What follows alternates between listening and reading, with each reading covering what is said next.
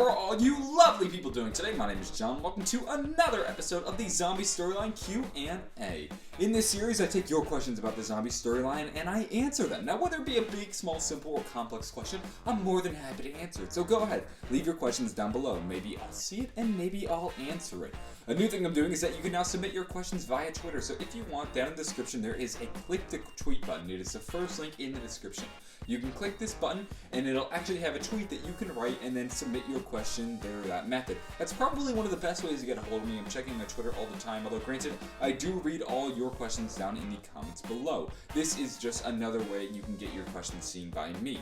Now I'm coming to you guys on a new mic. I hope you guys enjoyed the sound. I picked up a Rode NT1A recently, and I think it sounds pretty nice. Now today we're going to do something a little bit different. We're going to do a rapid fire zombie storyline Q&A. The way this works is I'm going to take several of your questions and I'm going to try to answer them as fast as possible. So let's begin. The first question today comes from Gary Glack, who asks, "My question has been rattling my brain. In Origins end cutscene, is Sam's friend Eddie actually Edward Richtofen? Well, there's a little bit of a debate whether or not this is actually Edward Richtofen. It could very well be Richtofen at the end of the Origins Easter egg transported into this new dimension created by Samantha, in which he is now a younger version of himself, or maybe it was a younger version of Richtofen transported into this new realm. It's really too hard to say because we don't exactly know what Origins means in a sense. Now, one thing we know for a fact is that this is certainly a reference to Richtofen. He looks a lot like Richtofen. You'll notice he even has the same exact hair swoop, and his name is Eddie. So whether or not this is actually Richtofen is unsure. And remember, we're dealing with multiple dimensions within multiple pockets of time, so really, anything goes. We have a question from Wayne Harrison who asks, "What does the purpose of the Illuminati serve in the storyline?" So the Illuminati doesn't exactly serve a purpose in the storyline in the same way that Group 935 or the Ascension Group does, in the sense that they actually make a direct contribution to the events within the storyline, although they're certainly there and involved. The Illuminati can be referenced all throughout the game. You'll notice in the map Ascension, they actually, on the TVs, and this is as well in 5, the Illuminati pyramid is actually can be seen in the TV. We also know that Richtofen was a part of the Illuminati, and he was most likely sent into Group 935 as an Illuminati spy. Our belief is that the Illuminati has spies all throughout many of these groups. They can be found in the Ascension Group, Majestic 12, Group 935, and the Ascension Group, just to name a few. The next question comes from Andrew Bliss, who asks, "Who made the QED, and what does the QED stand for?" The QED was thought to be created by Edward Richtofen when he was doing work at what would soon become Griffin Station. The QED stands for the Quantum Entanglement Device, and the device uses quantum physics, or at least theories behind quantum physics, and element 115 in order to displace objects through time and space. It's almost like a little portable teleporter. Now, whether or not this was intended to be a portable teleporter and the true nature of why this device was created has yet to be figured out, although that is just a theory. We now have a question from Matt Wallen, who asks, "Is Origins really on Mars? And it says it's in France. Love your vids, man." Thank you for the compliment, Matt. I really appreciate it. So that video I created about a year ago, and it stated that Origins was on Mars. This video was a complete farce, and I knew it was a farce when I created the video. The idea was that it would be a satire commentary on how people in the zombie community make up some ridiculous stories and theories that bear no relevance to the storyline whatsoever, nor have any facts backing them up. So this video was meant to be a joke. Don't take it seriously. Origins is not on Mars. It really is in France. Following suit is a question from Ryan Rivers, who asks, "After Buried, who is in control, Richtofen or Maxis? Who's ever in control is whoever you want to be in control of the zombie storyline." It's thought that Buried is actually the ending of the zombie storyline as we know it.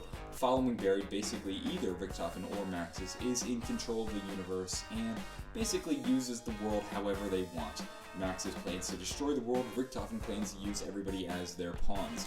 Ultimately, humanity loses. This is the ending of how the zombie storyline plays out. And you have your choice in how you want it to end. Do you want Maxis in control, or do you want Richtofen in control? The next question comes from Cameron Beckengalupi, who asks, "Why is Shangri-La important to the story?" Shangri-La is important to the story for a number of reasons. For starters, you can find the focusing stone in Shangri-La. Richtofen needs this focusing stone in order to complete his grand plan, and that's why he actually goes to Shangri-La with our 3 other characters. In addition, it's the home of the Vril people and the Vril Pyramid. This Vril Pyramid has the ability to travel through time, and Richtofen actually discovered Shangri-La during World War II when he was playing around with teleportation. location. When he had discovered Shangri-La, he actually enslaved the people in order to mine element 115. That's why if you look underground in Shangri-La, you'll find several mine carts and facilities to mine the place up and get some element 115. So that's really Shangri-La's relevance to the story. Moving on, we have a question from Davis Lamb who asks, first, I love your Q&A vids. So here's a question. You know how there's a real element 115, Unum Pentium? I know it's a video game, but do you think Treyarch was trying to make a relation to real life in zombies? Wow, simple question, long text, I failed.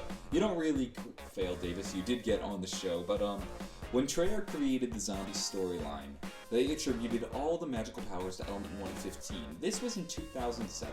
At the time, element 115 theoretically existed, although there wasn't actually any proof nor a discovery of element 115.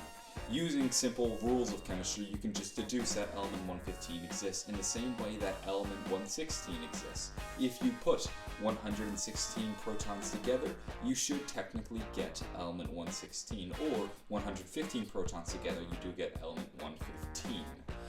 Now, it wasn't until 2013, I believe, that they actually discovered and created element 115, and this was in CERN using their particle accelerator. So, element 115 didn't really physically exist when they created the zombie storyline. And element 115 in real life, while it has been discovered, does not last very long. It has a half-life that is insanely quickly and only lasts for a fraction of a second. So, they weren't exactly trying to make a reference to real life.